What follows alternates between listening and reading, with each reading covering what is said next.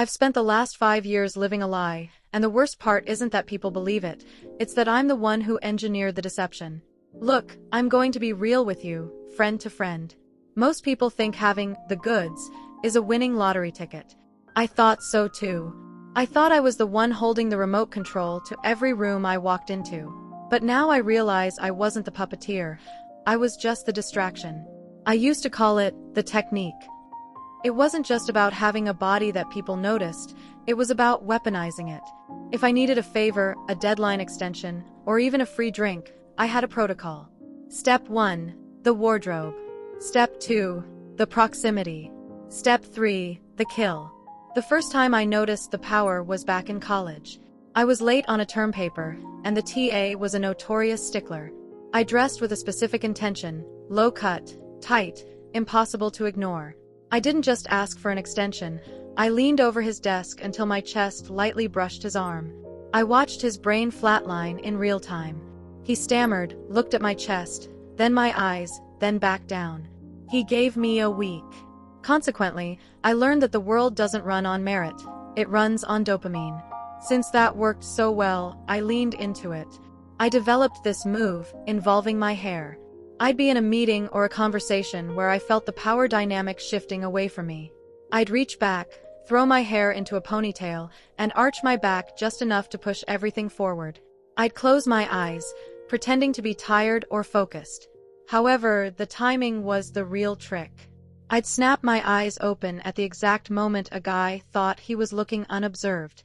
99% of the time, caught red-handed. Accordingly, I felt invincible. I had a 100% conversion rate. No man ever looked me in the eyes first. Not one. It felt like a superpower, a secret shortcut through the grind of normal life. Yet, this superpower came with a hidden tax I didn't realize I was paying. The turning point happened last month during a high-stakes project pitch. I had stayed up until 3 a.m. for 3 nights straight. I had the data. I had the vision. I had the solution to a problem that had been plaguing my department for months. Nonetheless, when I walked into that boardroom, I didn't trust my brain. I trusted the technique. I wore the top. I did the lean. I performed the hair flip. The VP signed off on my project before I even got to the 3rd slide. I should have been thrilled. Instead, I felt a cold, sinking pit in my stomach. As I walked back to my desk, the realization hit me like a physical blow. I had no idea if my work was actually good. Did he approve the project because I'm a brilliant strategist? Or did he approve it because I'm a lifesaver in a push-up bra? Thus, the victory felt like a total loss. I had spent so long training men to treat me like an object that I had successfully deleted my own humanity from the equation. I had become a master of the shortcut, but I had forgotten how to actually walk the path. This brings me to the last dab, the moment of total clarity.